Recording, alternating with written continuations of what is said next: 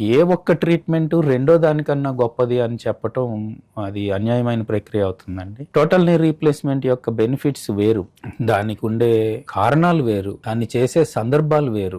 RF మనం చేసే selection of patients వేరు, దీని క్రైటీరియా వేరు. కానీ అటు ఇటు ఉంది ఏదో ఒకటి సందేహం, మనం ఒకటి ప్రయత్నం చేయాలి అని అనుకుంటే ఆర్థికంగా మనం చూసినట్లయితే నీ రీప్లేస్మెంట్ అనేది లక్షల పాటు ఉండే ఖర్చు. జనరల్ అనస్థీషియా ద్వారా వెళ్ళాలి, ఐసీయూలో ఉంటారు, కొన్ని పెయిన్ కిల్లర్స్ ఇవ్వాల్సి ఉంటుంది. ఎంత కాదన్నా అనస్థీషియా రిలేటెడ్ సమస్యలు ఏమైనా రావచ్చు. ఇవన్నీ ఒకవైపు. సర్జరీ అయిన తర్వాత వీరు కోరుకున్న రిజల్ట్ రాకపోతే ప్లాన్ బి ఏంటి అనేది అంటే ఒక్కొక్కసారి చెప్పడం కష్టం. కానీ ఆర్ఎఫ్ లో అయ్యే ఖర్చు కొన్ని వందలు లేదా కొన్ని వేల రూపాయలు మాత్రమే, అతి తక్కువ ఖర్చు, సైడ్ ఎఫెక్ట్ లేని ఖర్చు, ఏ విధమైన శరీరానికి నష్టం కలగని ప్రక్రియ.